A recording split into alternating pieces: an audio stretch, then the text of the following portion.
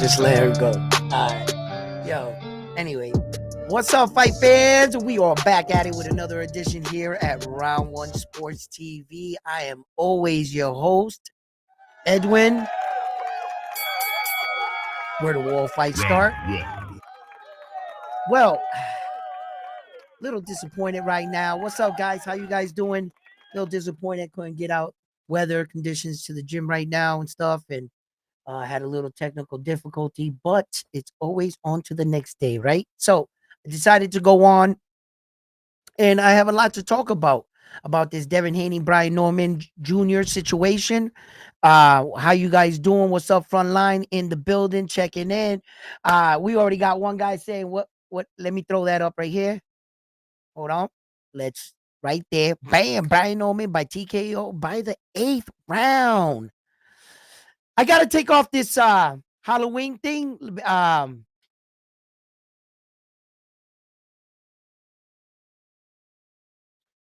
Damn it.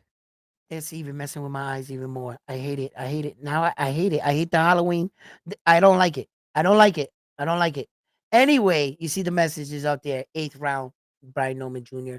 Thank you for the suggestion. But we're going to break this down. And by the way, if you want a real breakdown of this fight, thank you for tuning in here at Round 1 Sports TV.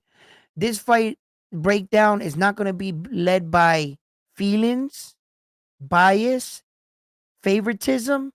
It's going to be a real breakdown of both fighters, right? And I'm going to give you everything I see, and I'm going to let you pick. I'm not here to change your mind. I'm not here to try to persuade you, to convince you on either opponent, either guy. What I want to do is a fair assessment on both fighters. Since I stand in the middle, I'm a podcaster, right? YouTube content creator, right? So to speak. And I come to, a realization where that there's there's some things in this fight we really need to pay attention to. So with that being said, opinions are like assholes. Everybody has an opinions. So why don't we try something called just facts, right? They're records. There's nothing more factual than their actual record, what they actually did. So what we're going to do is we're going to put their records on the screen so that you can see it too as well. Why not, right? I mean, that's what we're supposed to do, right? Okay. So, let's see. It's been a little while. See if I remember how to do this, right? Of course I do. Of course I remember, right? All right. So, actually, let's just go from here. We'll go to the meter palm, right? And then, right? Is it share? Yes, it is. So what are we doing here? We're going to go to box rack, boom. And then we're going to share the screen. Bam. Here we go. Now, let's see. Who do we have here first? Oh, Brian Norman Jr. Brian Norman Jr. first. Well, no. Let's do Devin Haney first, right? Devin Haney's the challenger in this situation. Brian Norman Jr. respectfully is the champion. He goes next. That's just the truth. Devin Haney's no champion here, right? Okay. So this is my breakdown of both fighters. This is Devin Haney right here, right? They got him 26 years old, right? He has a 46% knockout ratio. In the world, he is ranked number 1 out of 405 American registered fighters at 147-pound weight division. He is number 1. Okay? They're saying that, in fact, on Box Rec, if you were to go back and look in the Box Rec, they don't have Brian Norman Jr.'s picture representing the champion at 147. Whose picture do they have? Devin Haney. And I find that a bit disrespectful, being the fact that Devin Haney is not a world champion at 147. Brian Norman Jr. is. But that's okay. That's only a media platform. it's a highly regarded, it has credibility. As a matter of fact, we're on it right now. This is Box Rec. And so here's Devin Haney's the beginning of his career. He started his career with a 4-round fight. 1 4-round fight, 2 4-round fights, 6-round fight, back to a 4-rounder. That's 3 4-round fights. 6, 6, 6, 6, 6, 6, 6, 8 round, 10, 8, 8, 8, back to a 6, 10, 10, 10, and then we finally hit our first 12. Okay, Antonio. Now, this is what we need to pay attention to. I believe in this fight in particular, it's gonna come down to both fighters' experience. I think that this fight right here, if you don't buy into concepts of country strength or punching power, if we were talking boxing experience, which spells out what? It spells out there's levels to this. In this game, there is levels to this, right? Okay. Look. Hold on. Let me see if I could just put it up like that. Nah. That's not going to do me justice. How about like this? No. It's not going to. I'll just put it back down right here. Bam. I like it like that. All right. Look, the problem is that when they speak to this and they say, hey, there's levels to this, in order to get to certain levels, you have to go through certain things. You have to experience certain moments in your career. Okay. We're going to stop right here with Devin Haney, and we're going to stop at his first 12-round fight. All right. Against Moran here, Antonio Moran. Right. Okay. His first 12-round fight. Now let's go back. And let's look at Brian Norman Jr.'s. The first half of his look at remember when I said Box Rec got Devin Haney's picture representing? This is what I mean. Look right there. Brian Norman Jr. is right here. You see? And they got Tio on the next one. They got Shakur on this, you see, and et cetera, representing the division as the champion. They usually have a champion picture. They got him, the most popular. That's why the most popular vote is a strong vote. It'll get you far. Trust me. So anyway, let's go to Brian Norman Jr. Okay, Brian Norman Jr. has a record of 28 fights, 22 by KO, right? He has 100 rounds. He is ranked number 2 out of 405 American registered fighters in the 147. As you can see, Devin Haney is ranked number 1. You understand? So when they're saying that the best champion currently at 147 is Brian Norman Jr., which is, arguably so, but apparently even the boxing gods are saying Devin Haney, from the moment he stepped foot into 147, automatically became the best fighter in that division. And why? And some people are saying that Devin Haney is not the underdog, he's the favorite. And in other circles, Devin Haney's the underdog because he's the challenger. And Brian Norman Jr. should get the respect that he deserves as the champion. So here we are. But when we're going down their records and we're looking at this fight objectively, let's look at how both of these fighters started their careers and what have they done. So Brian Norman Jr. is 24 years old. He's the younger fighter by 2 years. I think Devin Haney actually be 27. I'll check that out in a second. He's 5'8". So he starts off his career with a 4-round fight. 1, 2, 3. Devin Haney had 3 4-round fights. That's it. Okay, we're at 3, 4, 5, 6, 7, 8, 9, 10, 11, 12. 6 rounds, 6 round, 13. Back to 6, 6, 8, 8, 8, 8, 8, 8. Here we go. Some 10. Here's some 10. A 12. 12. Oh, he has 3 12-round fights. And all 3 12-round fights, he went 10 rounds, was the most. The other 2, he made short work, 3 rounds. The other one, 5. Not his fault. They don't pay him for overtime, right? Right? He has 3 fights, 12-round experience. Why so many 4-round fights starting your professional career?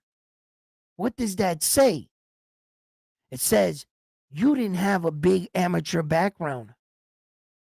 It says you were learning on the job.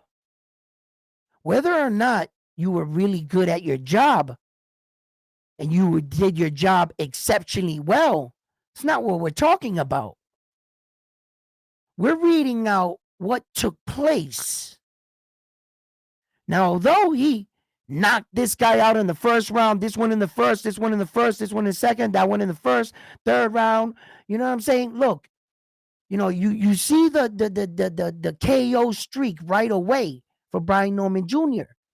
So the power is there. This is not a breakdown of power. Whether he is a stronger puncher than Devin Haney, that doesn't win you fights. If that was the case, Edgar Berlanga should have beat Hamza Sharif. And he should have rocked that dude because Hamza Sharif was coming up. He was a smaller fighter coming up a weight division. Hamza went in there, which was supposed to be the bigger puncher, and Edgar Berlanga, 16 first-round knockouts. He can crack. And the smaller guy came up and did that? He didn't look like the smaller guy in the ring that night. Case in point, Devin Haney, Brian Norman Jr.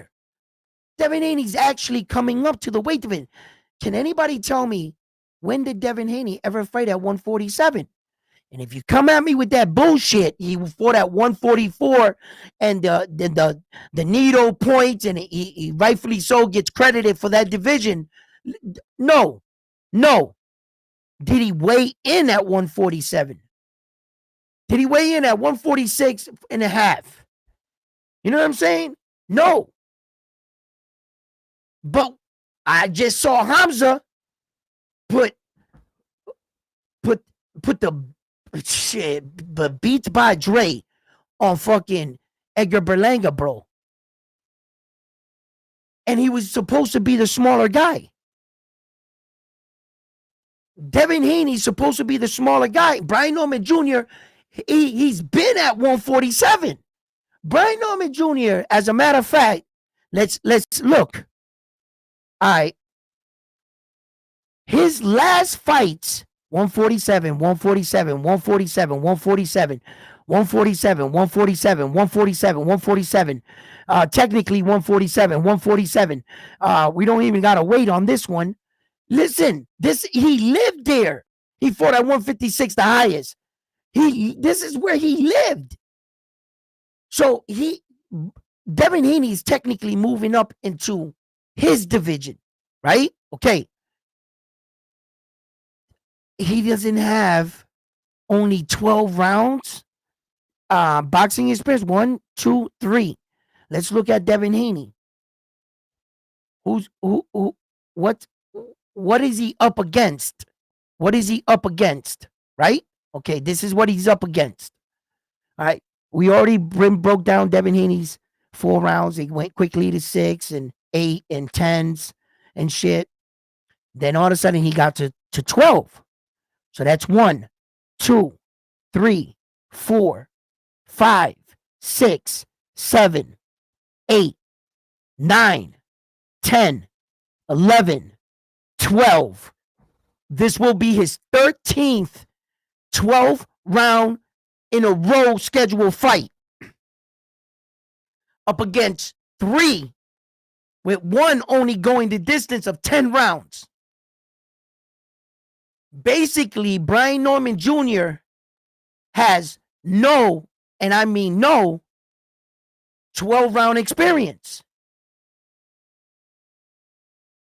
Doesn't mean that a young fighter can't beat a fighter that is that much more experienced.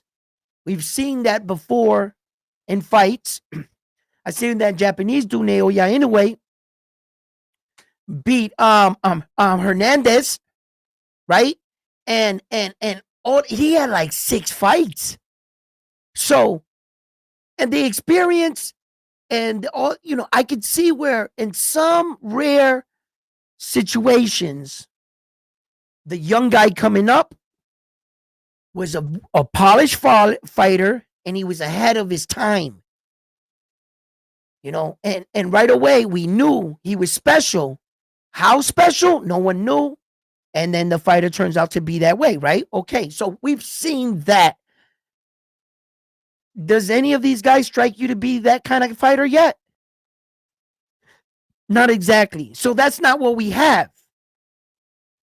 So if you do the math and you start breaking things down, Brian Norman Jr., the experience is on Devin Haney's side. All the experience, listen, Devin Haney fought Loma, George Camboza twice. That was a tough assignment. A lot of people won't travel to out, you know, to foreign country. Bro, you're gonna get robbed in the scorecards. You would have to really whoop his ass real bad. Bro, we seen some of those scorecards with Saul Canelo Alvarez. Fucking judges love that man. They just love him. Yeah, we seen those scorecards read off the Floyd fight. I'm sorry. Saul didn't win 1 round in that Floyd fight. Not 1 round. I don't know what judge gave him a few rounds. They love him, bro. They love that dude, bro. You know, he's got that it factor. But I'm going to tell you right now, don't be blind by Brian Norman Jr.'s power. Okay? Eventually, what beats power is great skills. Great skills. Now, I can't help but address the elephant in the room. According to Bill Haney, there's nothing wrong with Devin Haney. And I slightly disagree. Even if you can say that he was young enough to take that kind of ass whooping from Ryan and bounce back, would have little, you know, damage to show for it. But I know athletes. I've been in a lot of locker rooms in my days, you know, and athletes are weird. We're fucking weird. Bro, I know a pitcher that wore the same socks all year because those were his lucky socks. I know guys that won't change their fucking jock strap because they ran for like, I don't know, 60 yards with their lucky jock strap. Yo, athletes are weird. I know guys will wear the same hat while we're going away, but when we're at home, we need a new hat. They just do stuff like that, right? Okay. So I know athletes. And although Devin Haney is strong enough, I believe, to bounce back from what occurred on that night with Ryan Garcia, I believe his body was strong enough. He was young enough, and he could take one like that.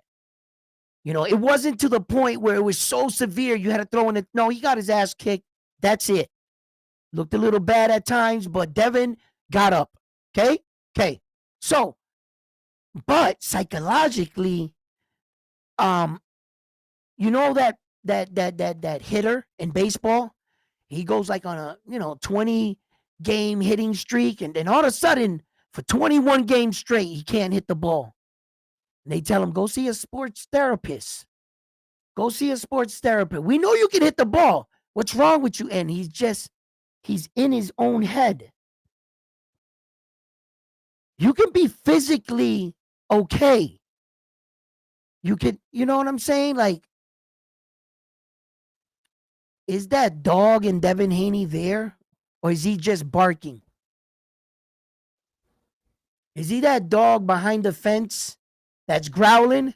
As soon as you unhook the fence, open the gate, he calmed the fuck down.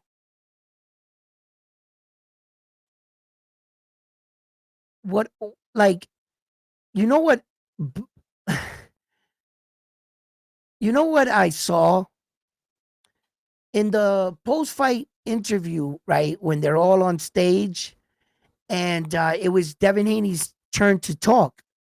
And it seemed like he was trying to convince you that he was a far more superior. And I was like, where did I hear this before? Man, I went right back to that Ryan Garcia shit. Yo, he was up on stage saying, there's levels to this. He's a C level fighter. I'm an A plus level fighter. I'm far more superior. Right there. I was like, bro, he did this. He said this like word for word. I was like looking at that like,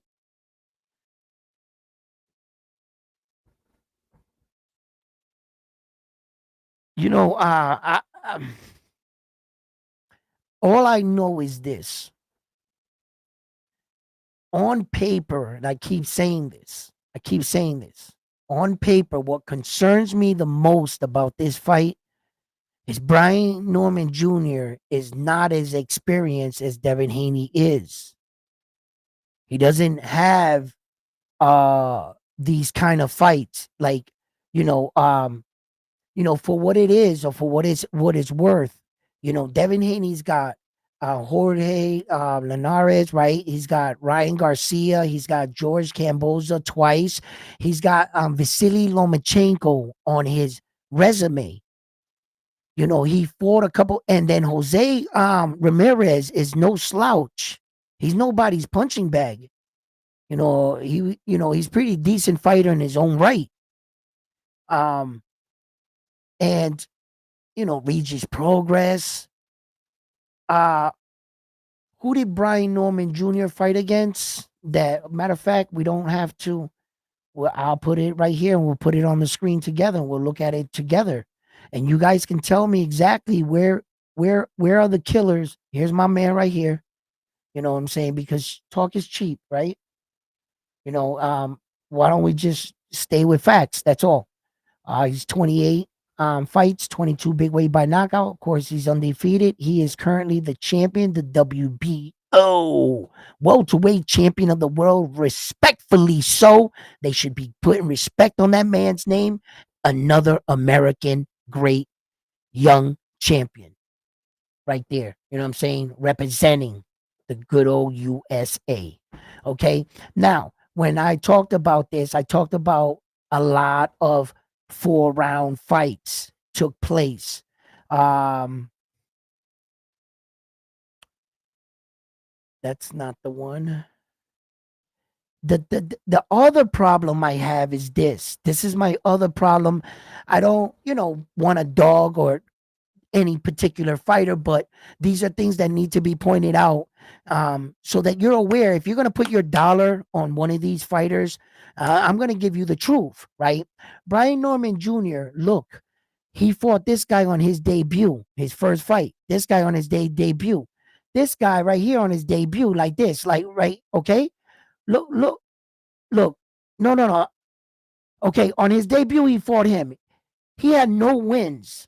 He fought on a debut. Of course, he fought this guy on his third fight, Jose Luis, right? He only had 2 wins, 17 losses. The next guy had 7 wins and 68 losses. The next guy had 5 wins and 33 losses. The next guy had 3 and 7. The next guy was 1 and 8. The next guy was 4 and 9. The next guy was 2 and 33. The next guy was 3-17. You haven't fought anybody with a winning record. Meaning your wins got to over exceed your losses. You haven't fought a winner yet. Look, and this is alarming. You might be knocking these guys out, yes. But just like all O's are not created equal, a guy 10-0 against a guy with 40-0, the O's are not the same. And some records and knockout streaks are not equal. Listen, yes, you knocking these dudes out, okay. You still ain't, wait a minute, where were we? You haven't fought anybody with a winning record. Where's your first guy that had a winning record? 12-14, close. Then you went back down to 5-39. Oh shit, 5-1. 7-2. And that's a no contest. The first guy you fought was a no contest with a winning record. Then the next guy you fought with a winning record, you end up KO him in the last round. In the last round, you dropped him in the last round. Okay. So and then you go back to 2-30. Because you need that knockout, right? And then 9-17, 9-24, 9-1-1. Damn. Bro. Okay, where did his competition start to step up? Okay, 10-4, 10-8. Okay, here we go. 24-4. Uh-oh. And you went the distance with homeboy. No more knockouts when a guy with experience. Well, all that knockout shit left the building. We went to unanimous decisions now when it comes to experience. Okay, let's go. Let's move it. Ooh, here we go. 13-0? How'd you do against the 13-0 guy? Experience. Distance. Huh. Where did the power just go? And then, no contest. Okay, let's keep it moving. Oh snap. 32-0. Oh yeah. How we do? Knocked him out in 10. My first 12-round fight. Wait, whoa. You mean to tell me that your best fight on your resume, your biggest challenge, the biggest winner, you finally fought a real winner and knocked him out? The first time you knocked out a guy with a real winning record was your first 12-round fight? But wait a minute, I know how to count. Only 2 more fights from there, and we're at the Devin Haney fight. What experience does Brian Norman Jr. have in these kind of situations? Because it seems like whenever you get the experience shows up, we go into decisions and shit.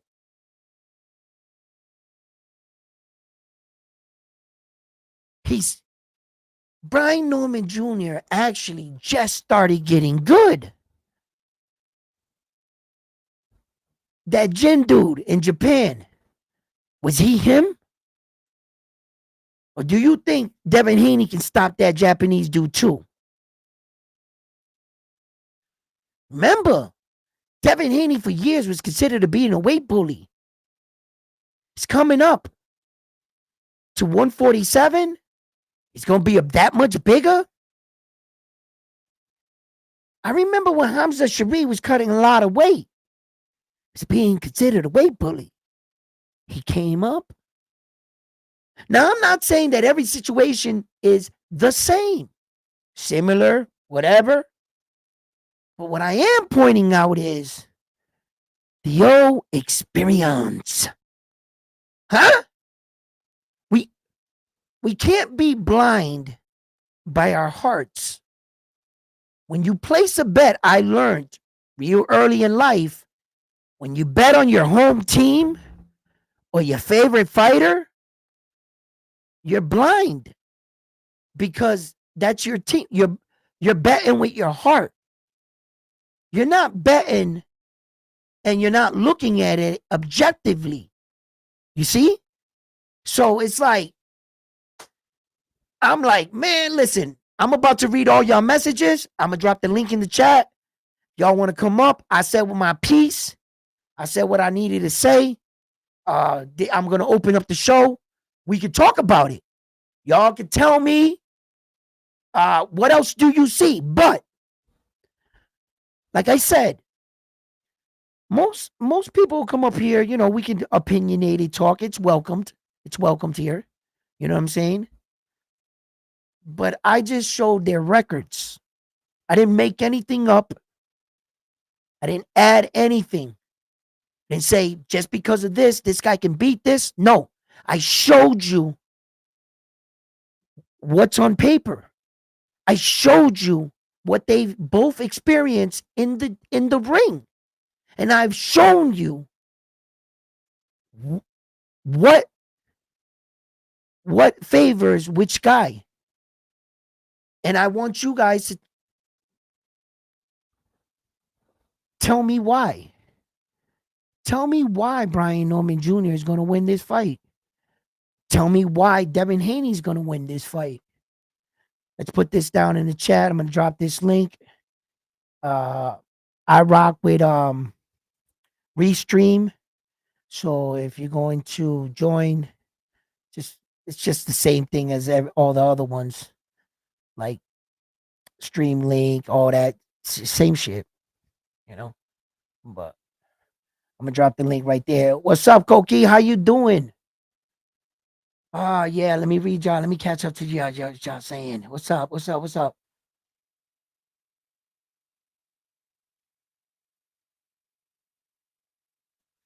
Haney is gonna have PSD.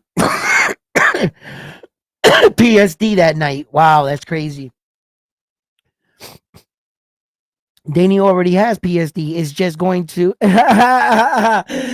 three times. What? Yo, listen. Anyway, we'll get to that. We'll get to that. I got you. Salute.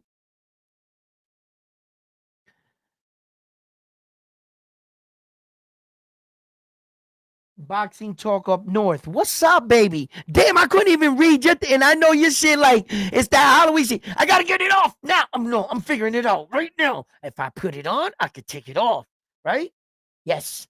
I just don't know what the fuck I did. I know I pressed the button. It came with a button. It said, "Hey, all right here." Aha! Yeah, I did it! Yeah! Yeah. All right, here we go. Fun line, what's up?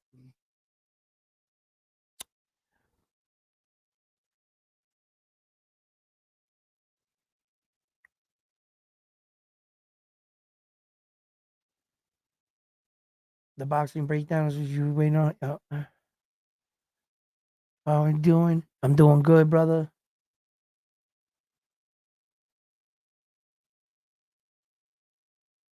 That's right, brother.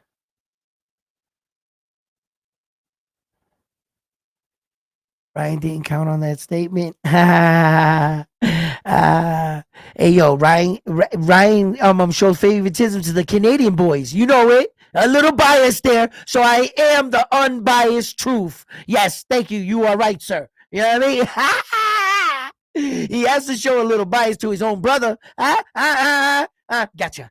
You know what I mean? Anyway, Haney's getting in. And still. Oh, shit.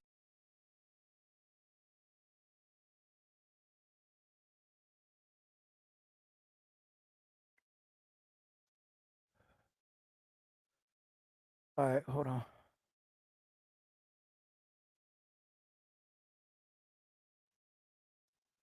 Koki, what up? Koki, you can hear me, right? You can hear me, right? What up?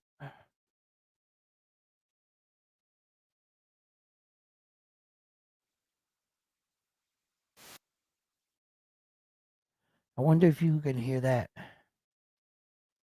All right, hold on. All right. All right. I believe what? What did he say? Let's see here. Check it out. Check it out. I believe that Brian Norman is going to get dropped by Haney. How big would that be if Haney shows power at 147? Actually, it would actually may the may that go right to the boxing god's ears and they blow uh power into Haney. You know what I mean? Because I'm gonna tell you right now, that's what I've been saying for years. I didn't put Devin Haney on my pound for pound. I didn't want to rush the kid along, but he started doing some amazing shit. It was kind of like he was at the right place at the right time, and some of these other guys didn't take these fights because once upon a time, Tank Davis was the first one in mind to fight George Camboza, and Tank Davis made that famous statement, "Yo, drop the belt and I'll fight you." They were like, this motherfucker lost his mind. Devin, do you want to fight for and do the 4 belt thing? Kind of right place, right time type shit for Devin. Then once he won, he kept rolling, and he suffered a lot of media, shots and stuff. But his career, besides the Ryan shit, Devin was Devin. You know what I mean? But you know, I think that his power could show up. It really could. He's 26. He'll be roughly 27, right around there. Uh, you know, um, and I think I forgot to check his birthday. I was like, why? I think he's 27 right now. Anyway, um, his man strength can show up. Yeah. And he's already had a pretty decent career. He's a skilled fighter. He was a kid doing all that shit. And being a kid, a 19-year-old kid, being a kid, he became undisputed champion of the world. He has belts in 2 separate weight divisions. He's about to get a belt in his 3rd weight division. Devin Haney can still go up from here, possibly 160. I don't know where he goes from here, but I know he's a big kid. And when you meet Devin Haney in person, he's not small. He's bigger, a lot bigger than Tio is. Definitely. Sabria Matias kind of size type shit. I think Richard Hitchens is the taller one out of them. I haven't seen them together ever, but I've seen like different fighters at different separate times. And I'm just saying right now that his power could show up. Devin Haney's power could show up. Now, this is not a conversation whether or not Brian Norman Jr. has power. I don't think there's anybody in this chat that doubts that. Not especially after that knockout in Japan. Homeboy woke up and he said, yo, I didn't remember, not remember what happened just in the moment. They were like, yo, do you remember what happened right now? Yo, forget about what happened right now. I don't know what happened in the last month. Brian Norman Jr. knocked him back into the wound, into his mother's wound. He was like, he's back in his mom's wound. Yo, he caused that man a memory lapse.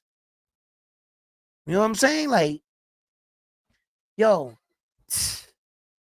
homeboy probably forgot where he lived, everything. Who the fuck am I? Who are you? You know what I mean? Hey, yo, if you had like an ugly chick and shit, you wanted to get out of it, just go along with it. Yo, I mean, listen, I lost my memory. I don't know who I gotta find myself. Yo,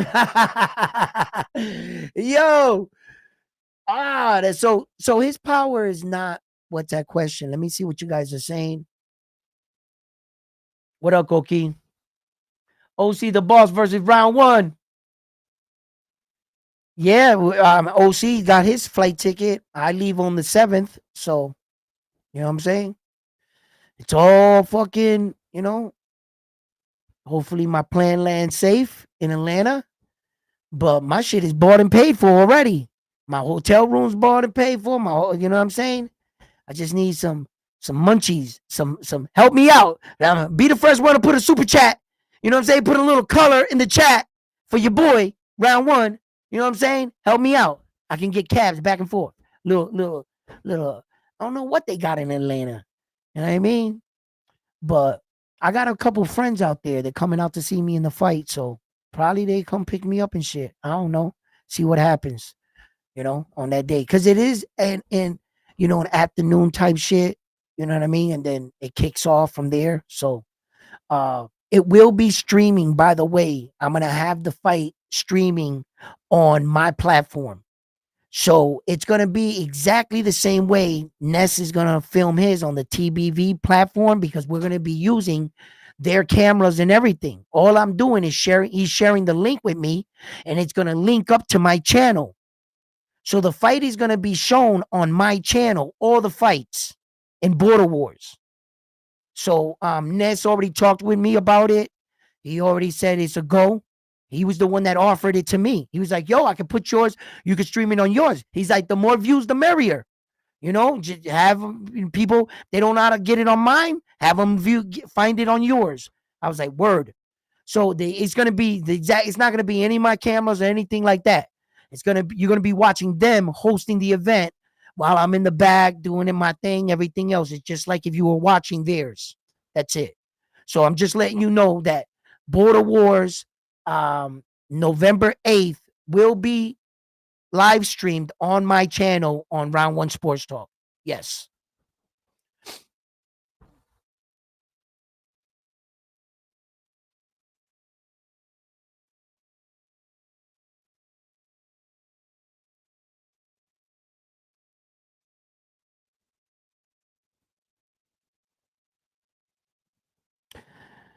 Undisputed is a word that gets thrown a lot by boxing fans without any contest. Haney has one of the most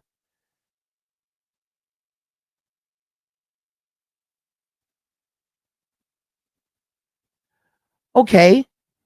I always had to like quiet down and see where you were going with that. Sometimes I have a habit of reading things fast or whatever. Somebody say some crazy shit and you end up reading it. So when you started texting and I started reading it, I was, oh, slow down, just read to yourself. And I had to see where you were going with that. Well, as a young fighter, yes, Devin Haney's had, let me tell you something right now. What he's put together in them 26 years is nothing to frown on. Like, that's a pretty, I thousands, and I mean thousands of fighters will retire their career without ever having two belts or one belt, let alone all four, and be undisputed in one weight division. Be the king of your division. And by the way, at the time when you did it, be undefeated and be as young as Devin Haney at the time when you did it. You understand? That's why I bring all of this to the table. Devin Haney has done some shit. And he did some shit. And you want to know, the thing is that I've really never heard of Devin Haney ever ducking smoke. Now, I heard a situation with him and Shakur Stevenson, and I heard there was two offers sent over. Then Shakur later retracted on what he said on a social media platform, because I've been doing this long enough that I saw him say that he denied the two offers that Devin Haney sent to him. Now, the bottom line is this. If you denied to fight not once but twice for 4 belts, Shakur Stevenson, brother, did you say 4 belts? I would have fought you in a parking lot for that.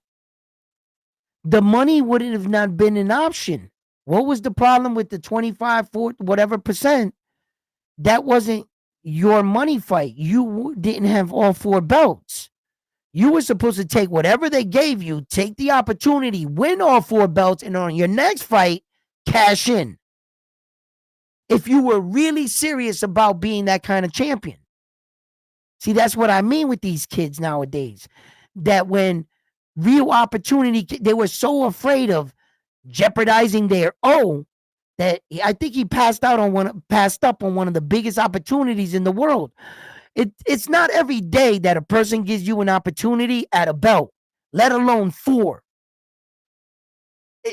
That's a wrap.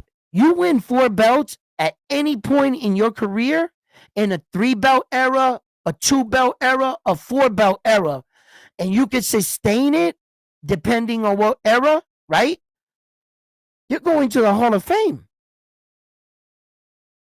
You mean to tell me that a person's going to give you a shot at 4 belts on one night for that you can go to the Hall of Fame? How many people do that? Saul is crazy to do that with Terrence. You literally made it one shot easy for Terrence to become a 3-division, all 4 belts, because your ass went and gave him a shot at all 4 belts. He didn't have to go 168 and win all 4 belts individually. You got to be crazy enough to give a guy an opportunity like that, just like they gave to Jamel Charlo. He'd have been the first simultaneously all 8 belts simultaneously for like 9 seconds, because the WBO strips you as soon as you win one in another division. That other belt disappears. In their rule structure, you can't have 2 WBO titles simultaneously. So only for like 9 seconds he would have had 8 belts, but he would have did it, and you would have helped him do it. Terrence, it's not like Terrence Crawford, but he did it. He did it. That's a done deal, Saul. And guess whose name is behind that as the loser in that event? That's a good scalp. That's a good scalp. Terrence Crawford. How many weight divisions did you jump up? That's a good scalp. So that's what I mean.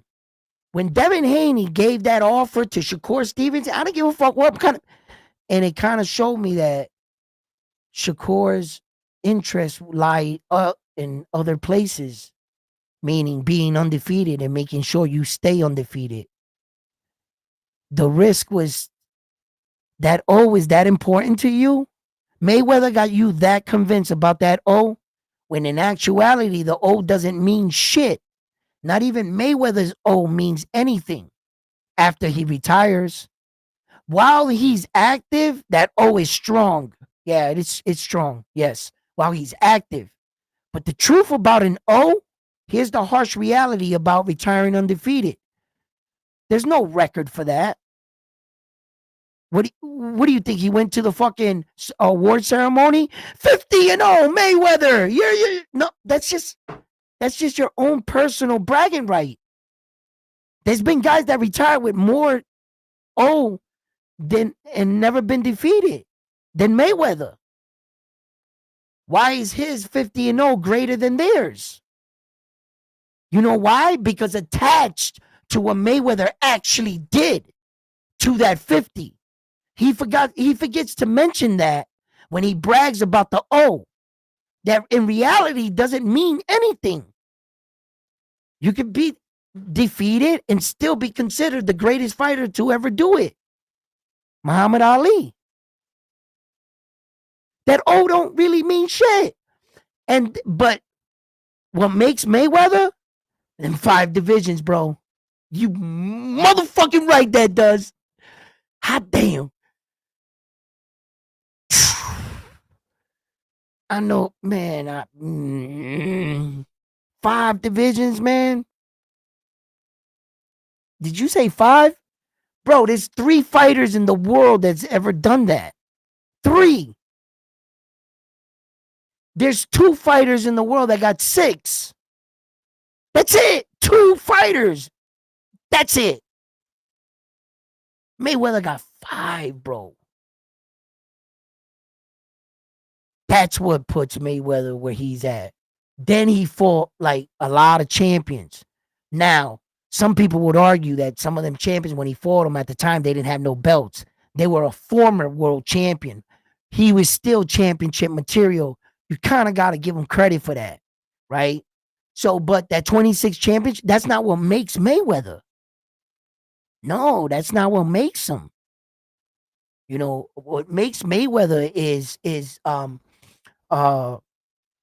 you know, his opponents, how he fared, you know, and then he starts to build his legacy. And then that's when that fucking 50 shit attaches to that 5 division shit, attaches to that 26 championship. And then all of a sudden he starts to seem so big, Mayweather. But if you strip away some of that shit he be saying, you just go by like accolades, official accolades. Mayweather's still the motherfucking man, bro. Still, he's no joke. But Devin's got to do some shit like that. Devin would be having 3 right now. You know, look at that. Look at now. Terrence Crawford's got 5. Holy shit balls. Push over Mayweather. I will put that 5 division, 3 belt, a 4 belt, 3 division, undisputed against your fucking 26 world champion, 23 world champions you fought. That's a royal straight flush. If we was playing poker and Terrence Crawford just put his hand down, he would have a royal straight flush. What the hell does Mayweather push over Mayweather? Wow.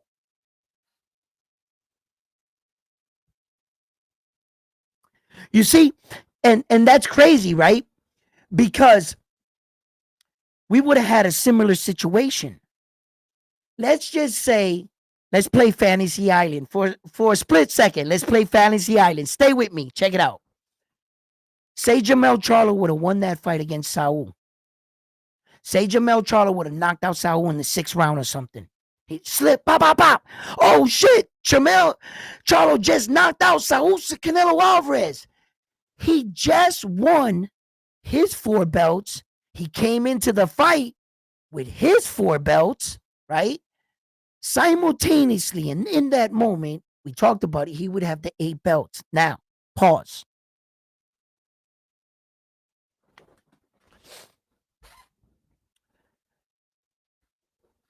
Is he the greatest fighter in the world to ever live?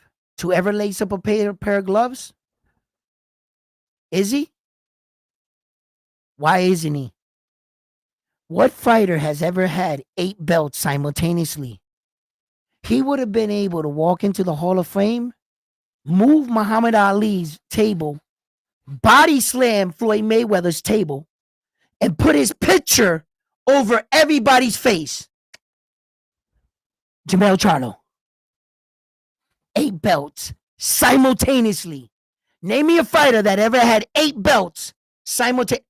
Now, is Terrence Crawford a better fighter than Floyd Mayweather? He's got 3 divisions, all 4 belts. Mayweather has never had all 4 belts. Ever. And he just tied him in his biggest accolade, the 5 divisions. And the last division was a multiple jump weight division. So that last division has a lot of weight.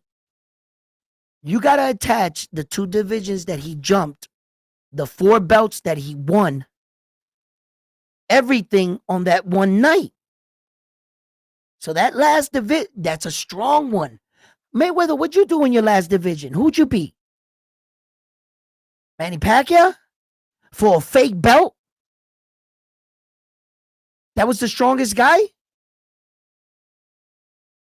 We can look this up right now, right? I don't even want to do that. I'm not trying to disrespect Mayweather. I fucking love him.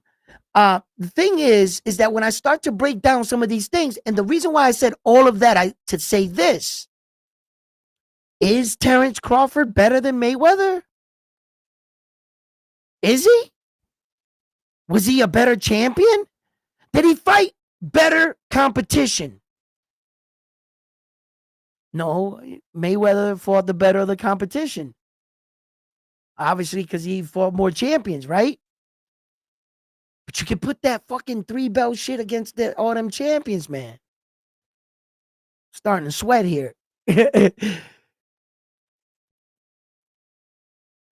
Fuck.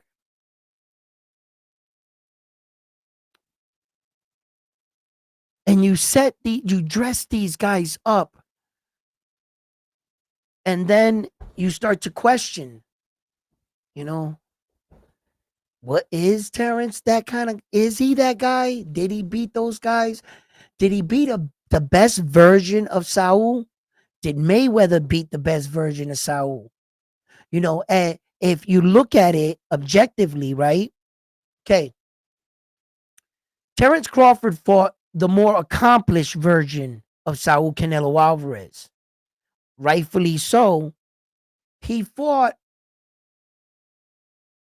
I would say, the more accomplished, the more battle tested Saul Canelo Alvarez. But Mayweather fought the youth, the power, and the best version, I believe, you were going to have a Saul without the skill so much. Because although he was faster, younger, stronger, I think the more accomplished one was smarter. He set it up better. So you got more experience at the tail end, more youth, strength, etc. on the younger side. Being that the fact both fighters, Terrence Crawford and Mayweather, were both of age older than Saul, meaning Mayweather was the oldest and Terrence was the oldest, both in their fights. So the age, we're gonna leave that, like kind of like a wash, right? Because you can't say one guy was old. You know what I mean? Like, no. So rightfully so. Terrence was older, you know. But I just believe that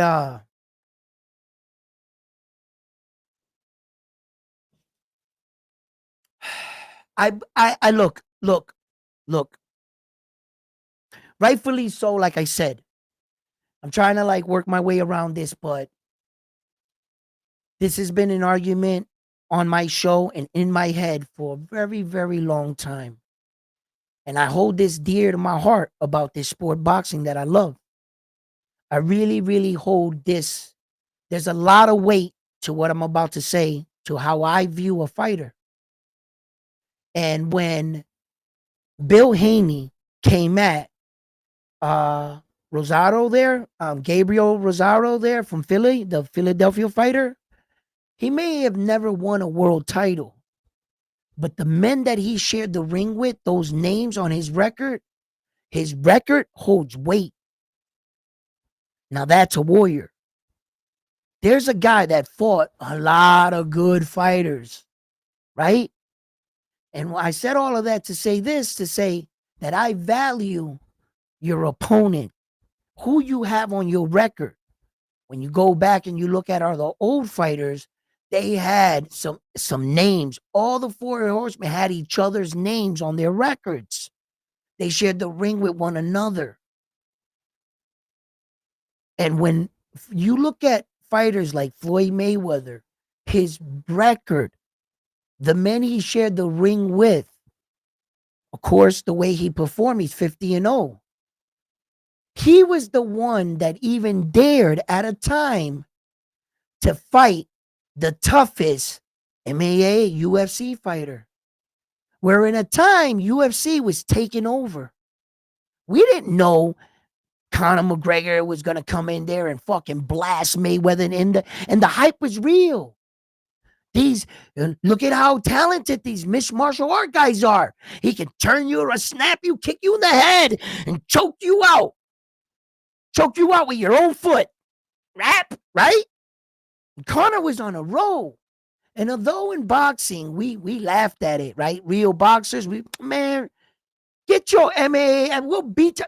Bro, as the fight got closer, did you start to oh shit, Conor Mike, yo, like, yo. Until Mayweather knocked the coke boogers out that man. Them shits was coming out like this long. Hey, you know what I mean? Yeah. And he showed the world. Mayweather did that. He silenced all that shit. It wasn't no Francis Ngannou against Tyson Fury getting dropped and almost embarrassing the boxing community when they sent him out there to do a job. And he that close from failing the mission. Not our guy. Not our guy. Say what you want. Say what you want about him. He took care of business. He beat the brakes off Conor. You know, Floyd did that. He shut that shit down. What would have that done if it picked up steam? If Conor would have beat Mayweather? What would have that did for the? Where would the UFC be? What would we be at in boxing? Turkey Al-Sheikh be in the UFC right now, buying up events. He does it anyway, but still, bro, you got to think about the shit that Floyd did. He beat the shit out of Arturo Gatti, and Terrence doesn't have that. Terrence, he doesn't have that, man. That was Shane's last fight, right? Yeah, that was his last fight when he beat him. He didn't beat Sean Porter in his prime. He beat Sean Porter in his actual last fight. Like that was the end of the definition at the end of your career. Victor Postal, Amir Khan, Gamboa, he moved up. Benavidez, he had a gun post. He got shot in the leg. That was his comeback fight after getting shot in the leg.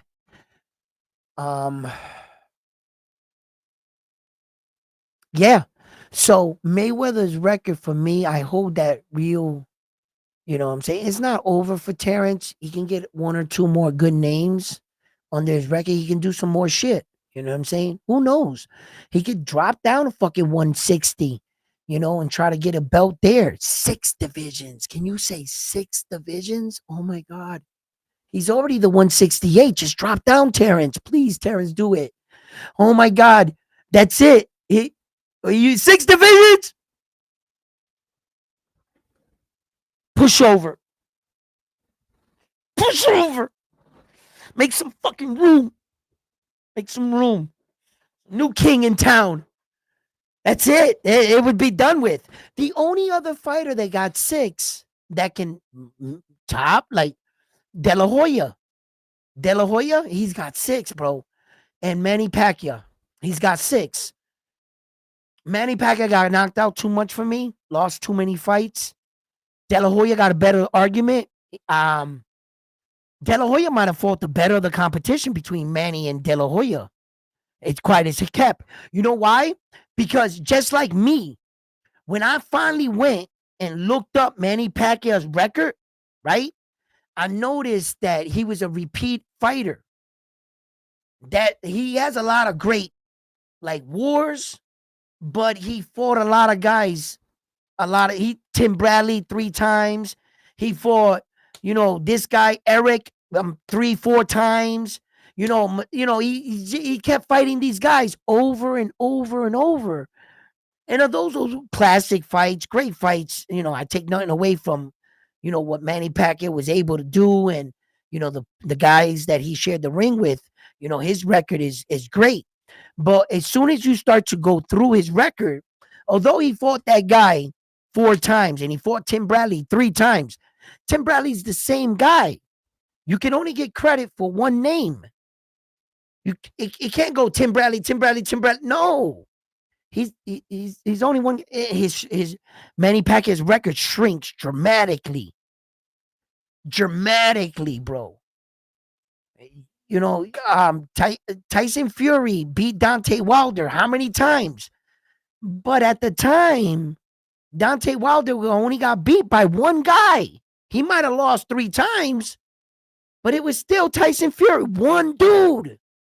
So when you look back at his career at that point, not when he lost to Zan and, et cetera, and Parker, at that point in time, he had only lost to one man. Might have been multiple times, but only one. Manny Pacquiao's record shrinks like this.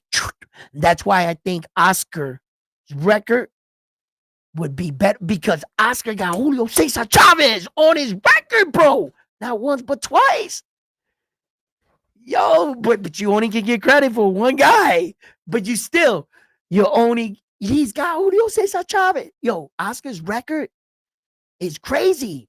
Yo, it's fucking crazy, bro. He's got Floyd Mayweather, Julio Cesar Chavez. He's got Felix Trinidad. He's got Shane Mosey. He's got B-Hop, Bernard. Oscar's resume is fucking ridiculous, bro. He's got some fight. Yo, he's got one of the strongest. And then he's got 6 divisions. Boxing world must have slipped and bumped their heads and forgot who Oscar was.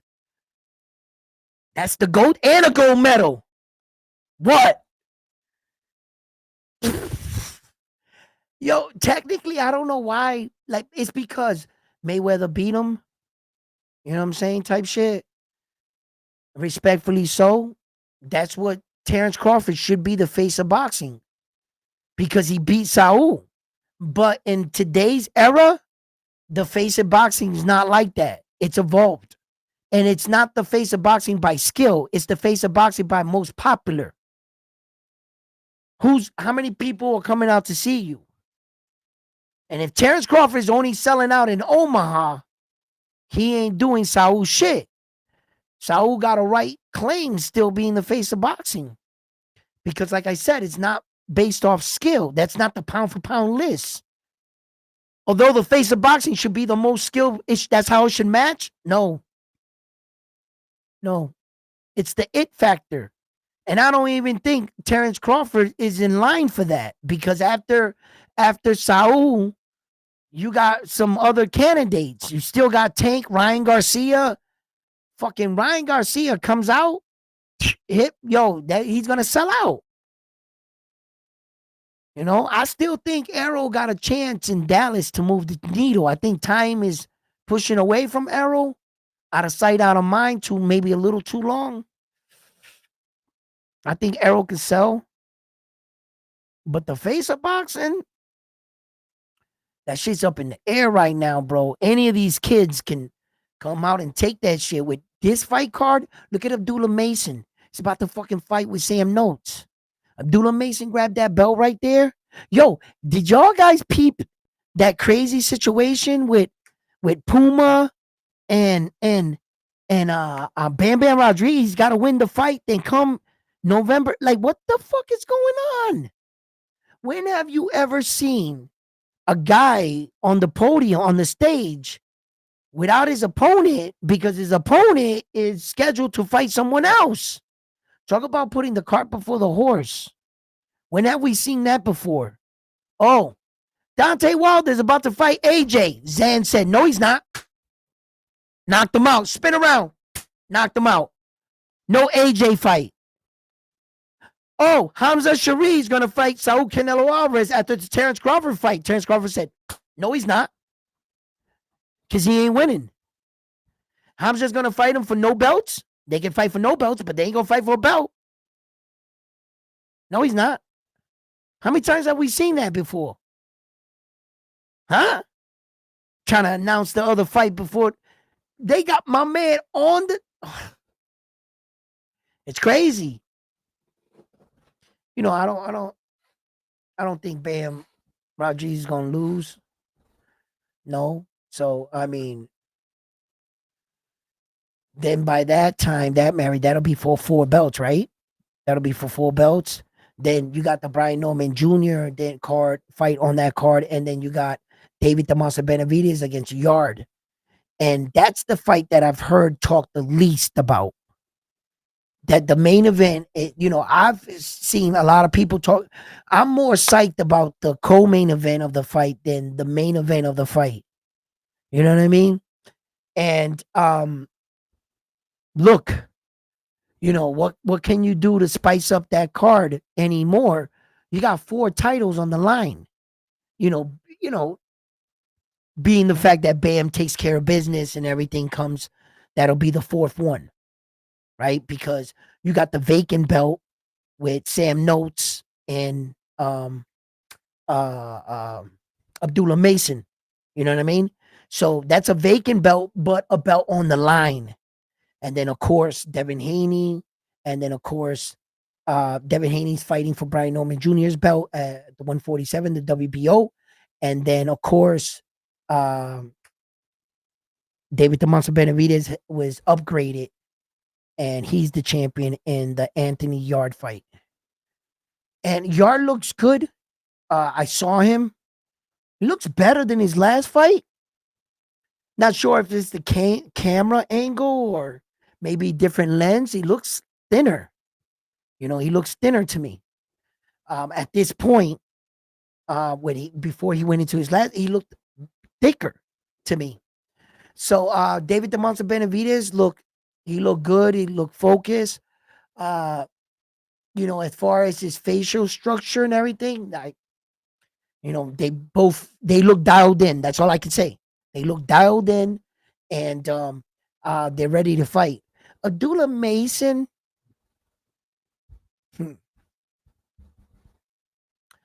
Uh,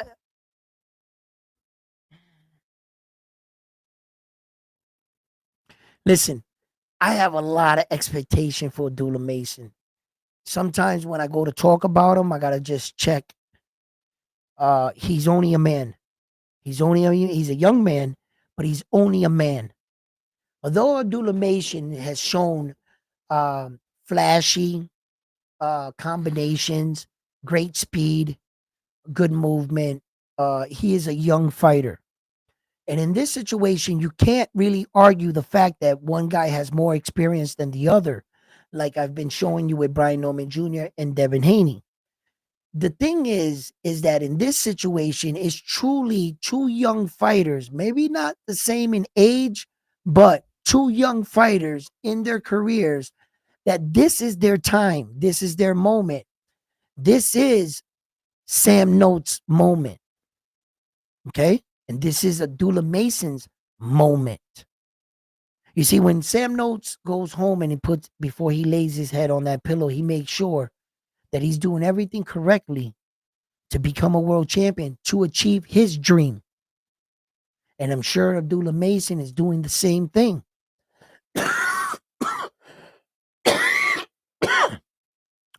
This event is going to tell a lot whether or not the winner or the loser maybe potentially in the future rematch each other because it was such a good fight?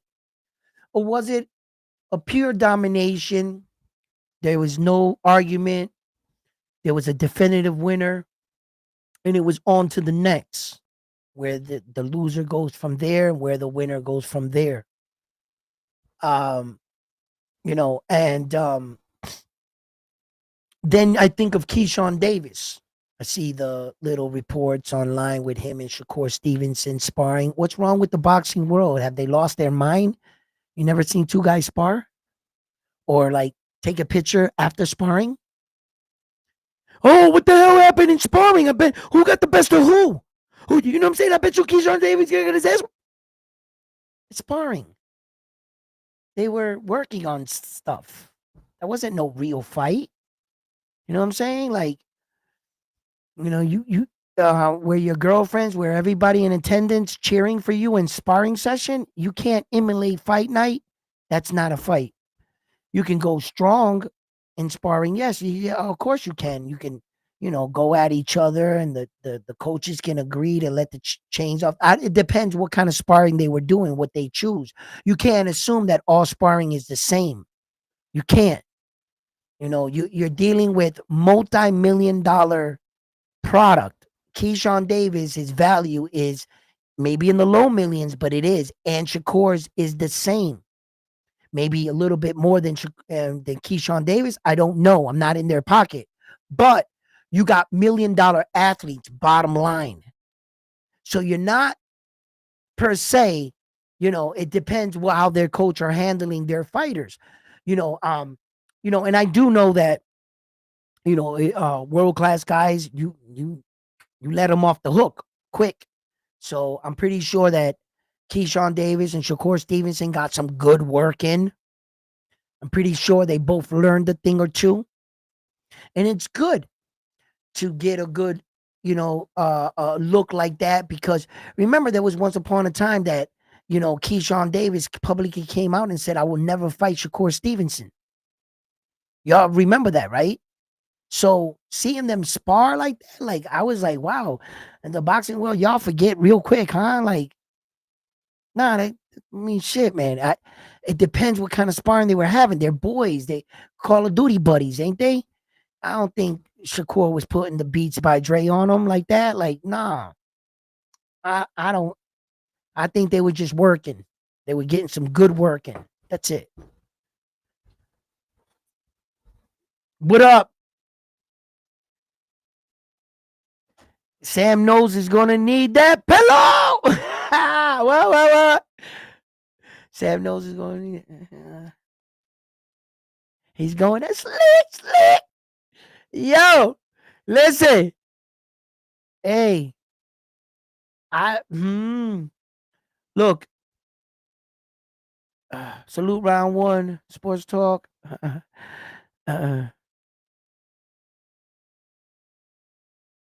What up? El Corillo. Yo, listen. I gotta say this, right? Check it out. Okay. Um, I watched Sam Notes, and the way he was setting up his punches, he was good. He's got a good, sneaky check hook in the inside, working off the body, coming up. He has a good center of gravity. He pivots well.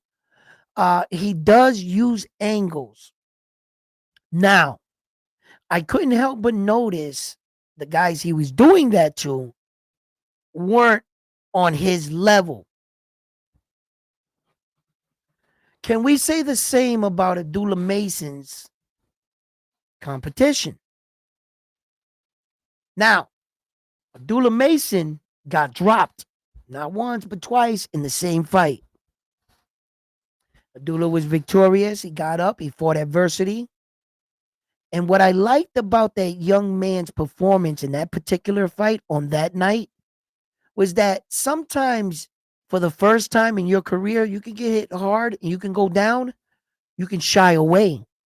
You can at least choose for that round to go back to your corner, talk about what just happened, but protect yourself. Not Mason. He got up and went right to him. It showed that maybe two things. Maybe you were young and dumb and crazy, or it shows that he truly is built for this. He's a real fighter inside. And some in these situations, some of these things are not coached. It's what your fighter does in these situations, which would determine what kind of fighter he or she is going to become.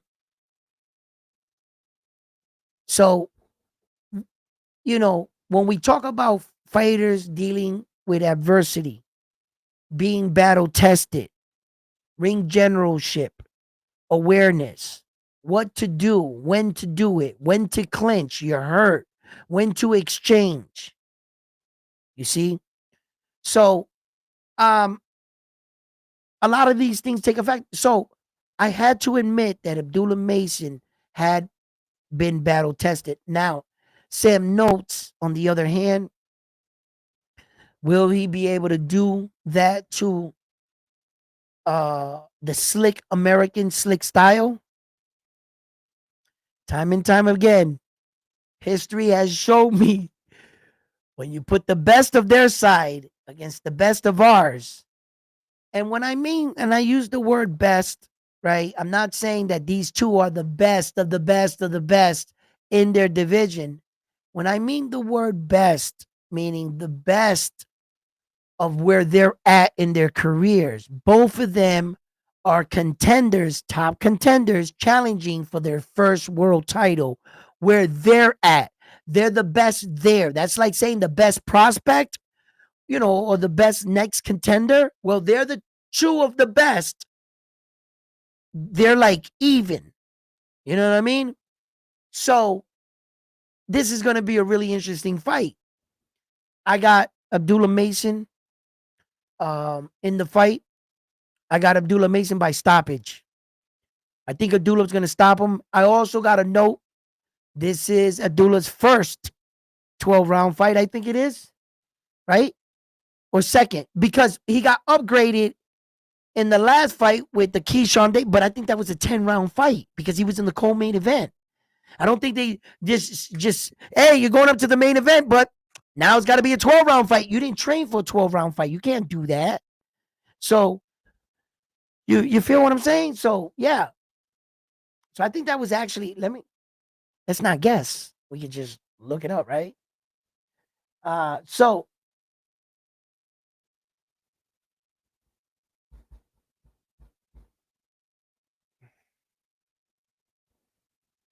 all right, Dula Masons, he has 19 fights, 17 big weights by knockout. He's undefeated in his record in his division. There's 297 American registered fighters out of 2,654 fighters in the division. He is ranked number 5 worldwide. Out of the 2,654, he's ranked number 6 in the world right now. So worldwide, he has a number 6 ranking out of the whole 2,000. But out of just our Americans, 297, he's number 5. All right. So Abdullah Mason, what we were looking at, let's here. Why don't we, I don't want to be selfish. Why don't we look at it together? Yeah, let's do that. Let's look at it together. Here he is. That's Abdullah Mason, 19 fights, 17 big weights wide knockout. And what I was reading off to you was this. You see how it says for America. He's number 5 out of 297 registered fighters in the same division. You see the globe? That's the world. In the world, he's ranked number 6 out of 2,654. That's how you read that. He's 21 years old. He's 5'9", 74-inch arm reach. He is an 89%, 47 percent knockout ratio, basically 90% knockout ratio. He has 19 bouts. And he started his career, his debut, 2021, 11-5. Okay, he's from Cleveland, Ohio. All right, that's everything you need to know about him. Now, throw it in reverse. Go backward. Go backward. Take this. The manufacturer's warranty oh my is God. expired. Now I can't get the sound off. What did I do? We have progressive vehicle protection. Now I can't get the sound off. Vehicle protection can cover minor damage. Okay, here we go. All right, so what were we looking at? Oh, his 12-round experience. Uh-oh. That's his first round. His Sam Notes is his first 12-round experience. It sure the fuck is. And he only has 2 10-round fights before that. So he went from 8-round fights, right? 6. He has. This is the. Let's take note of this kid's career. This is good. This is pretty good. Abdullah Mason, this is your typical boxing record. This is what your boxing record should look like. It's almost too perfect, right? Check it out. 4-round fights go right into 6-round fights, never double back to a 4-round fight, just go into 6, right? From 6-round fights, once he was ready to go out of 6, he went into 8, never goes back down to 6 or 4-round fights. From the 8, he goes right into 10. From the 10, he goes right into 12. That's like a perfect report card. You know how some fighters, they jump around, they got 4-round fight, they went into a 6, back to a 4, back to 6-round. Oh, we went into 8, back to a 6. We went into 10-round fights, back to an 8-round fight. We've seen it time and time again, everywhere in everybody's career. This kid's, right? Young fighter, building him the right way. Let's check out his opponent, Sam Notes. Bam, there he is. Bang. Sam Notes, 17-15. Similar record, guys. Similar record, but not in age. 28 years old. This is a grown-ass man. So in life, he's more mature than Abdullah Mason. Listen, there could be some pretty smart 10-year-olds, right? He's still 10 years old. Life experience is by your age. Yeah, you might be a better fighter. I got more life experience. Understand? Okay. Does it always mean something? No. We're fighting. I seen a 17-year-old, now I got a 35-year-old man all day, twice on Sunday. And that don't matter shit, right? But something to point out. Okay. In the world, out of the Brit fighters, he's ranked number 1. Out of 93 Brit fighters in that division that they're in, out of 2,654, he is ranked number 10. That means in the world, Abdullah Mason has a better ranking than Sam Notes. Okay, Abdullah Mason is number 6. He's number 10. 5'8", orthodox boxer. Okay, let's check out his ring experience. 4 rounds, 6 rounds. From 6 to 10. Does he go back down to 8 or anything? No. Oh, Nelly. Wait a minute. Oh, he never had an 8-round fight. He went hot and ready, jumped in the fire pan straight in. Straight into the fryer. Look, 10, 12, 10, 12,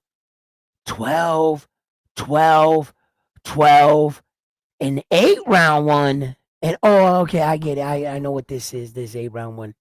This is when you were hot, you couldn't get nobody to fight you, and on the boxing sanction guy, the guy you were trying to fight, you were trying to sell it as a 12-round fight, and the boxing athletic committee didn't deem that guy ready, and they would only approve him for 8 rounds.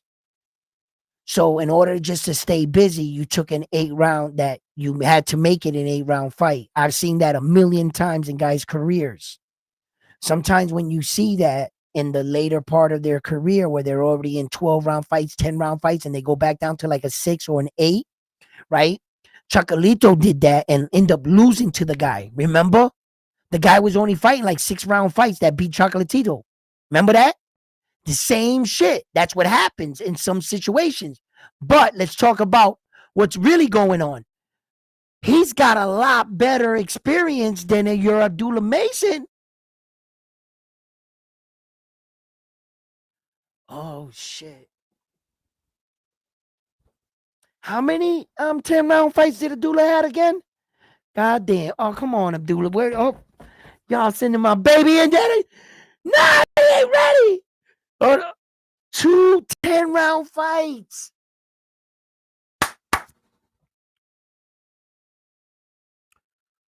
Wait a minute. Okay. All right. Hold on. Wait a minute.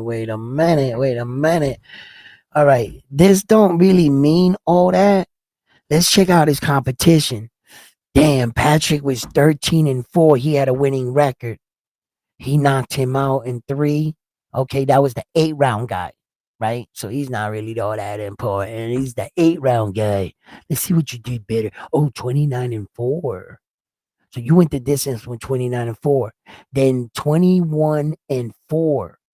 You stopped him in 8. 48-6. That's a pretty decent fucking record, bro. So he's fighting winners.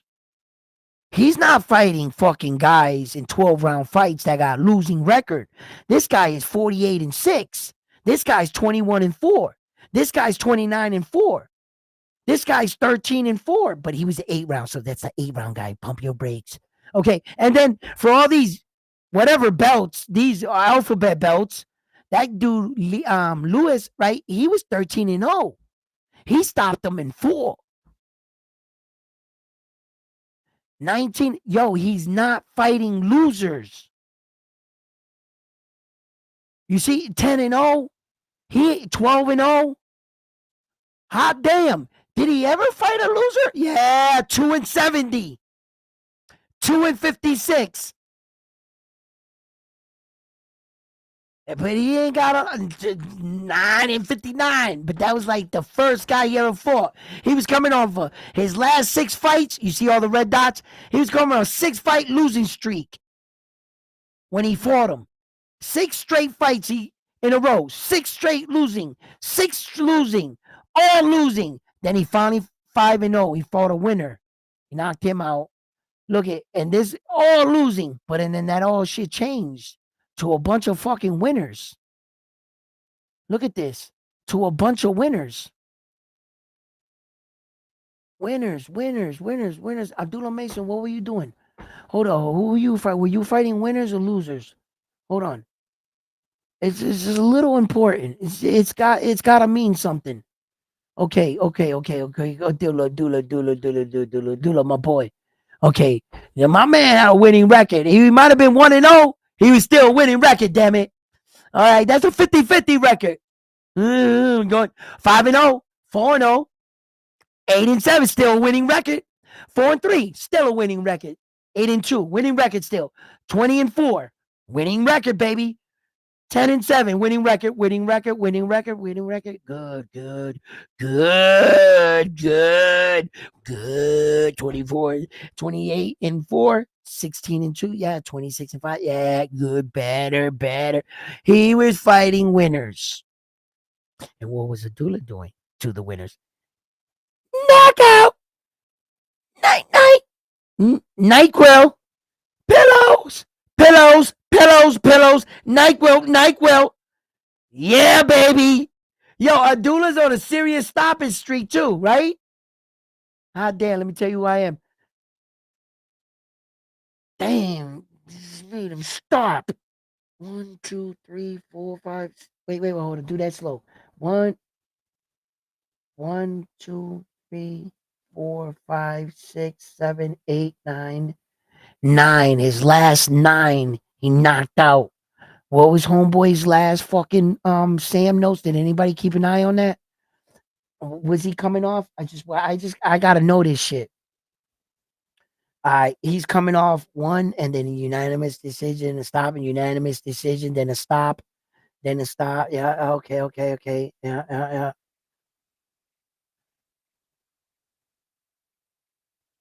Okay. The 48-6 guy, he went to 12 the distance with. He does. He got you. Okay. So Abdullah is knocking motherfuckers out. right? Yeah, yo. Sorry about that. But yo, that's true. Abdullah's putting dudes to sleep, right? And Sam Notes is like got better experience, meaning more round experience. He knows what it is to be in a 12-round fight, how to manage himself, and that. Abdullah is a young fighter. He's got, 2 fights, whatever, 10-round fights. But Abdullah doesn't go the distance. He doesn't like to get paid for overtime. Nah, Abdullah says, I'm gonna pack this punk up. That's it. And walk off with his shit like it's mine, right? So Abdullah's got. I would like Abdullah to try to stop him. Sam knows, but I think that Abdullah will go and can go the 12 rounds. I think he's in shape to go 12 rounds, but it's much different than to be in shape to go the 12 and to do the 12. So,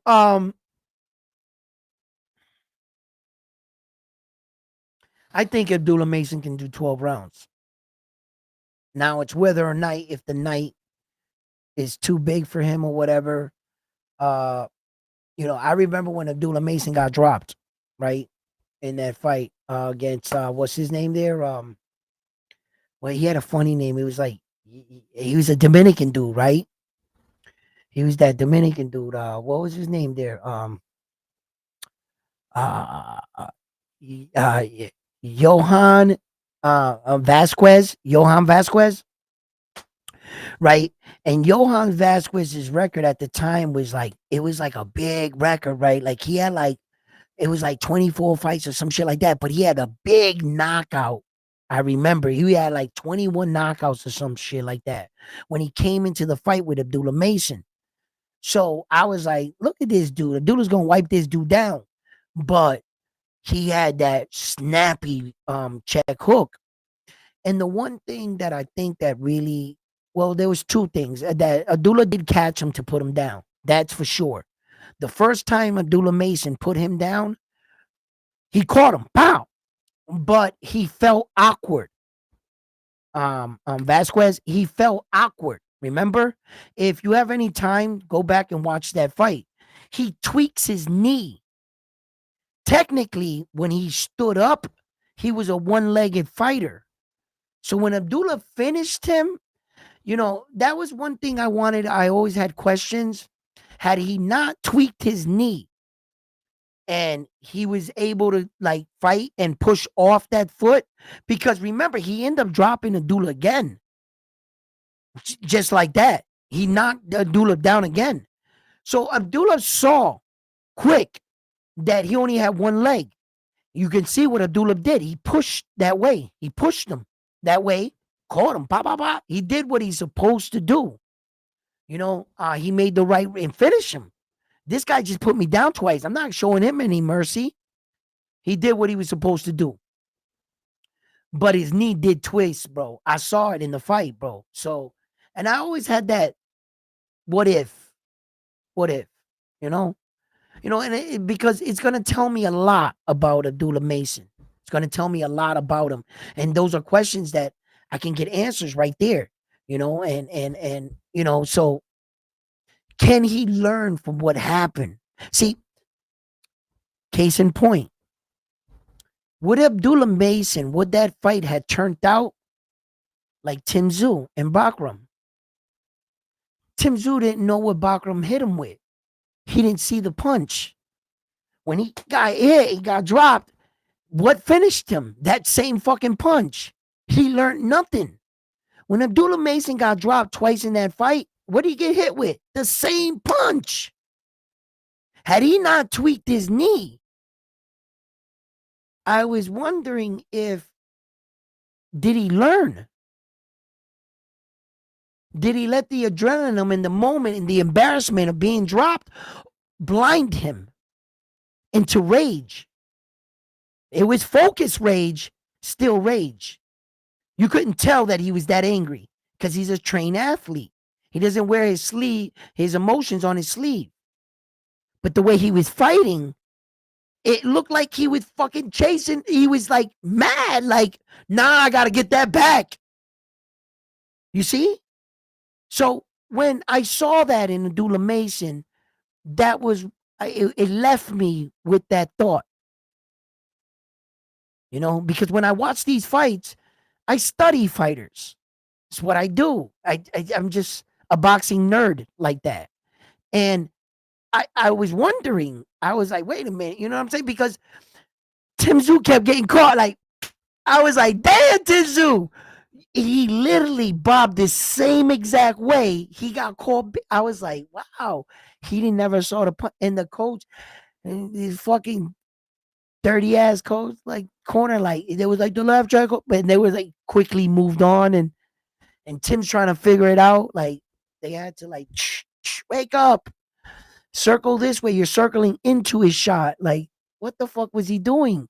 Anyway, it's tricky fighting left-handed fighters anyway, you know.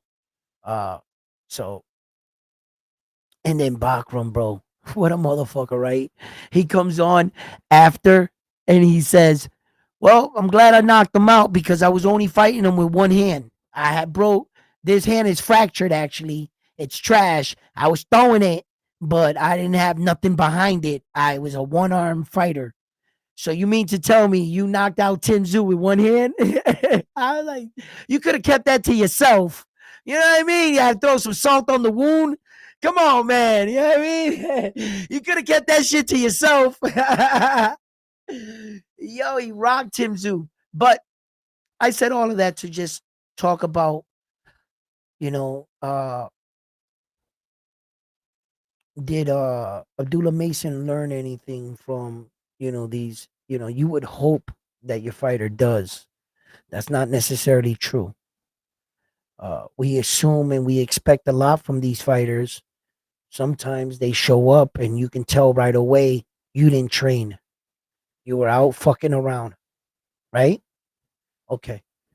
So even at the highest level, in me right now, even training now, preparing myself for my own fight, I find a new, renewed respect for boxers and what they go through in their preparation. I have been in the gym with some champion fighter, quality caliber fighters, and I've seen what they go through in their preparation and what the gym asks from me and the obligation that I need. Like today, I out of the 3 sessions I needed to have, I only got 2 in. I missed one. So like it this you have to be all in boxing. And at some of these levels, there's a lot of people pulling you, movie stars, actors, celebrities, acting you to come out, hang out with us. Sometimes it's a slippery slope where you no longer start to live a boxer's lifestyle. You hear some of these boxers after the statute of limitation has passed or they felt enough time has passed, they come back and they talk about it. They relive these moments. And you're going to hear me talk about my experience and my fight right after the fight. I hope in my victory that I do and I come out victorious because it's going to allow me to speak freely. It's going to allow me to tell the truth about my experience preparing for this fight and what I'm dealing with, you know. But if I was to talk about that now, it would sound like excuses. But if you didn't know me, you don't know that it didn't these they're not excuses, they're things that are going on, but wild horses couldn't stop me from going into this fight. Something I want to do. You feel me? So we have a different warriors mentality. I feel like I should be able to talk about anything because you shouldn't doubt the fact that I'm going to show up because you should like that's like my warrior inside, but as we start to get closer, you see how many people already pulled out? See, watch how many people pull out. Watch how many people don't show up. We're about a week out away from the fights, and it's already happening. People are getting moved around. People are switching fight. I can't make it. Why? Because the gym asks a lot from you. And you know what you did or didn't do, don't you? You know. And the fear of going out there and embarrassing yourself, your family, everybody, putting everything on the line, everything you ever said. Me? Y'all don't know. I'm crazy. I don't give a fuck about none of that shit. I never signed up for popularity. Fuck it. Come knock me out. You want some of this? Let's go. But you're gonna have to beat me. You're just gonna have to beat me. That's all. You see, because I'm from this little town. It's called me the show me town. And you're gonna have to show me. Talk about I'll fight you. Why? Because you're a cherry pick. Me? A cherry pick? Yeah. You sweet. How sweet? You know what I'm saying? He I was like, the baby face assassin strikes again. Yo, took one look at me and was like, I had to say yes. I was sitting here like this, like that. Please, please, please say my name. Please say my name. Say my name. Just say my name. Say my name. He said, round one. Me? Yo, bro. Listen. I was like, you fucking right. I accept the challenge. Just show up, bro. Just show up. Don't be a little bitch and pull out. Nah. You wanted a fight? I'll give you a fight. Pull up. We'll find out. I got 15 fights. I just lost my last fight, so I want to win. I'm going to whoop your ass round one. That's what he said. I said, me? I said, you know what? 51. You know what? I got one good one left in me. I'm 51 years old. I got one good one left in me. You know what, OC the boss? I'm going to give it to you. I got one good, and I'm going to whoop your ass. I said, bet, let's go.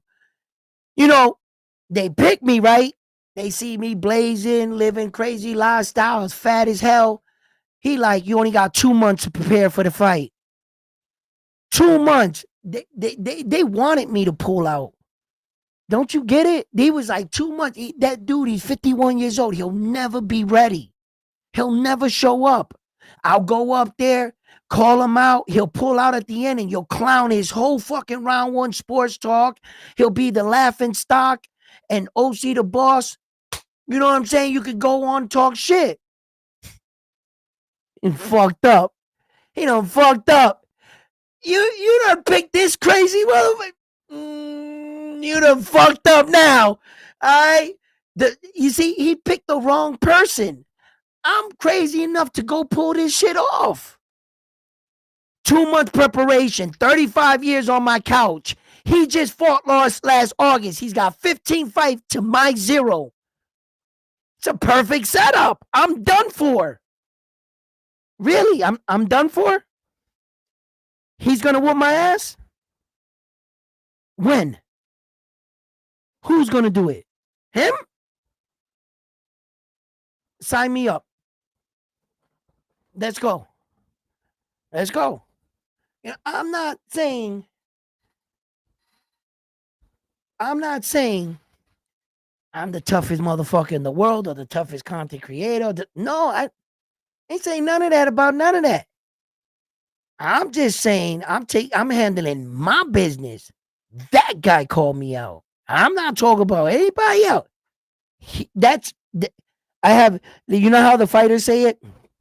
I don't want to talk about my future fights. I have my opponent in front of me. I'm not underestimating my opponent. So I want to talk about this opponent right here, not about future opponents, past opponents, or people that think they want to fight me or say something about me because they come on and they think, hey, wait a minute, I can beat this guy. Blah, blah, blah.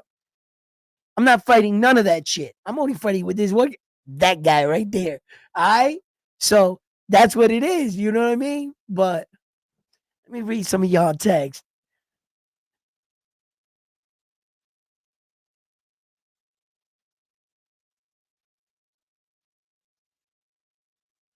Yo, I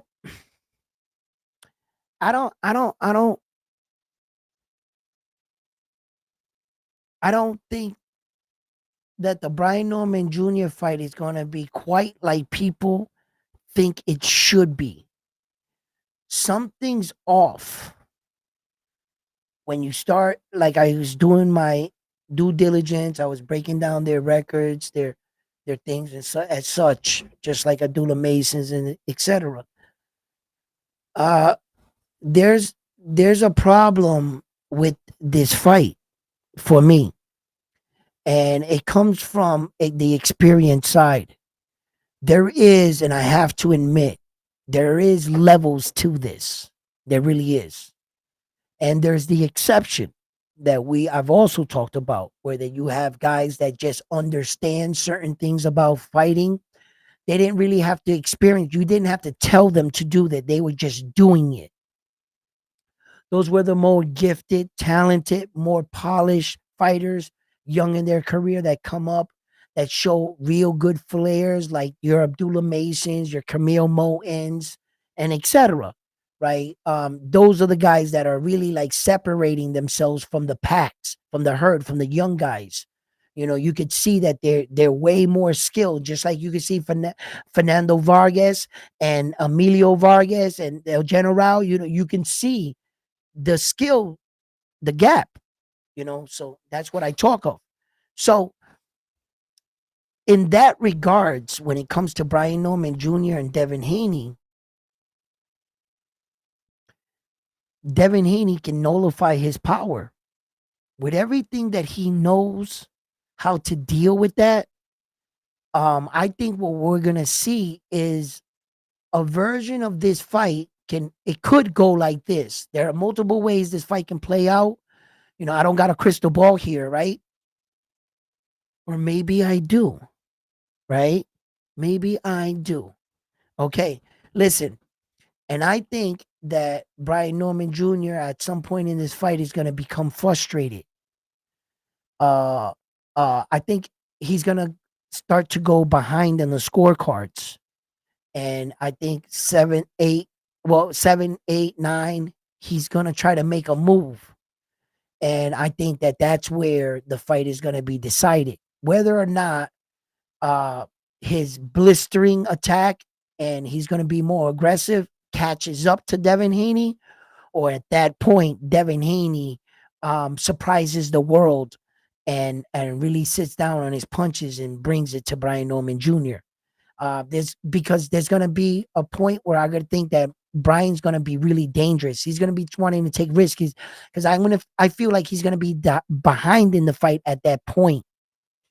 I think that Devin Haney has the better jab. I think he's the faster fighter, and I think he has the better footwork. I'm not saying that Brian Norman has cement shoes. He's heavy in his feet, but he can move. I think that his footwork is highly underrated, Brian Norman Jr.'s footwork, but it's nothing that Devin Haney hasn't already seen or already dealt with. So what you're left with is your power, your blistering power. Now, Devin Haney is good shuffling backwards. His feet, he's good. He can evade and move in angles and shuffle left to right. Where he's not good is coming out of the high guard off the ropes, or when you throw punches at him and push him back, he doesn't throw any punches forward. Devin, he never throws punches when you're hitting him. He chooses to shell up 100% of the time. That's how Devin does. So Devin's not going to, if he doesn't allow Brian Norman Jr. to pin him in a corner or get him in the ropes, which I don't think that's going to happen. Devin's got he's got good footwork, and I see Brian chasing him all night, getting behind on the scorecards and then becoming dangerous. That's where the fight's going to be decided. I seen where the guy was getting his ass kicked all night. All of a sudden, he just starts blasting, boom, boom, and he catches the dude. You know what I'm saying? And he catches him. I seen the skilled fighter frustrate the strong puncher.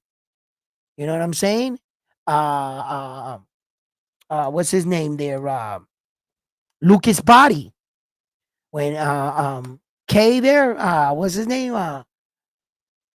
He knocked him out. Lucas Body was losing that fight the entire fight. You know what I'm saying? Y2K there was way faster, strong, better fighter, better form, everything. Lucas Body bodied him. And Lucas Body was down in the fight, the whole fight, bro.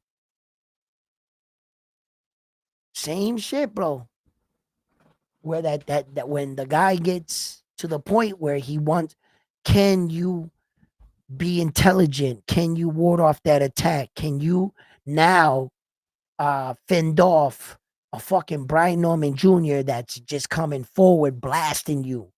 You know what I'm saying? Can you do that? You know what I mean? Shit.